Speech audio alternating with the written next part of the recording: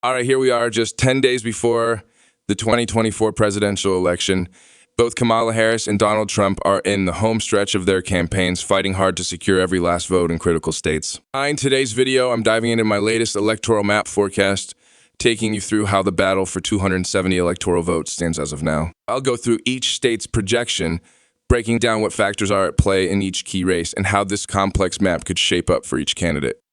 Let's begin in Texas, one of the most significant states on the board and a massive piece of Trump's electoral strategy.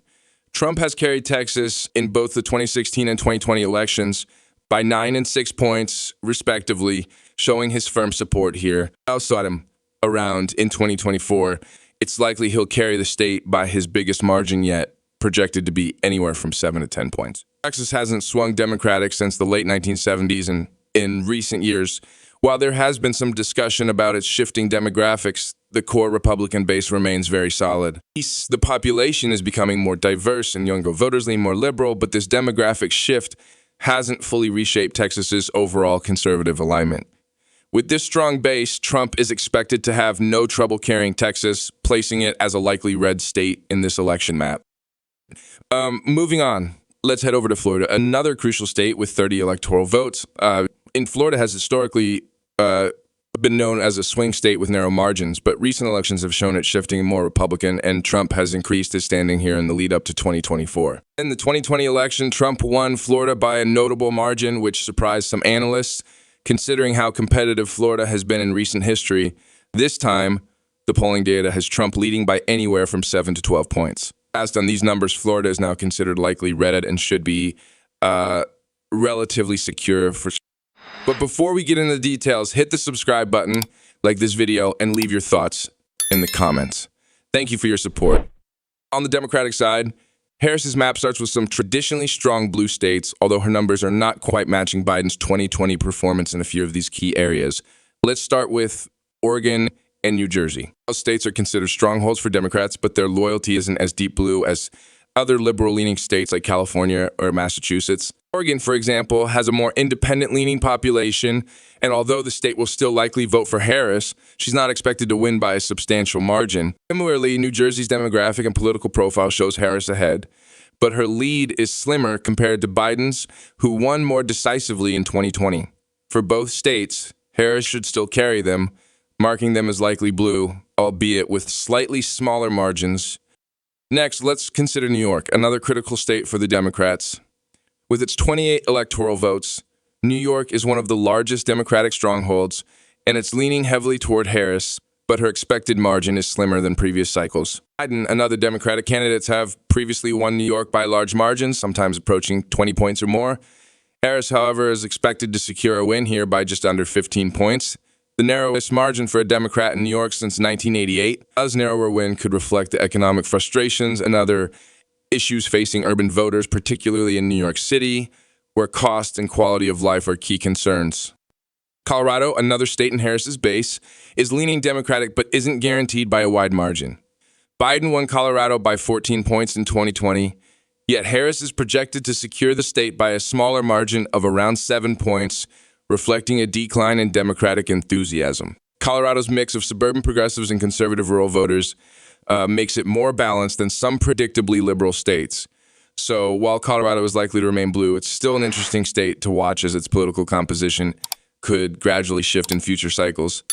Adding up these core Democratic states, Oregon, New Jersey, New York, and Colorado, Harris is sitting at 191 electoral votes in the projections. This total gives her a solid foundation, but leaves her well short of the 170 needed for victory. These likely blue states provide her a necessary cushion, but with several battleground states up for grabs, she'll need to work hard to close the gap, especially as Trump appears to be making gains in traditionally Democratic areas.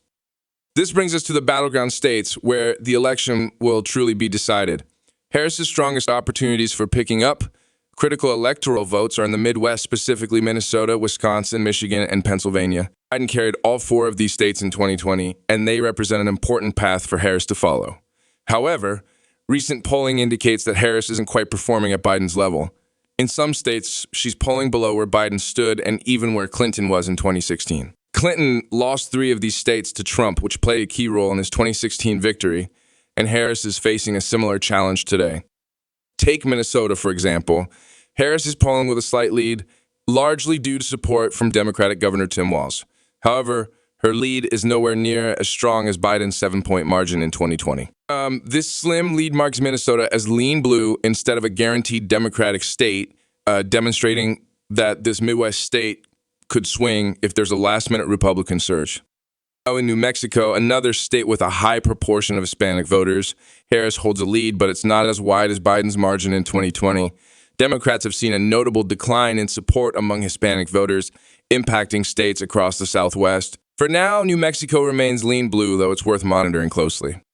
As we move to the Northeast, Harris is expected to win both New Hampshire and Maine, but with narrower margins than in 2020.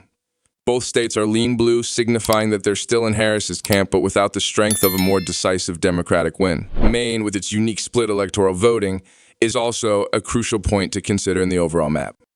Now, finally, we come to the most crucial battleground states: Georgia, Arizona, Pennsylvania, North Carolina, Nevada, Wisconsin, and Michigan. Each of these states is a toss-up, and they could truly go either way. Current polling shows Trump with small leads in all 7 states, which gives him a significant advantage in the electoral math. For Harris, winning a majority of these states is essential, but Trump's lead in each makes this task challenging.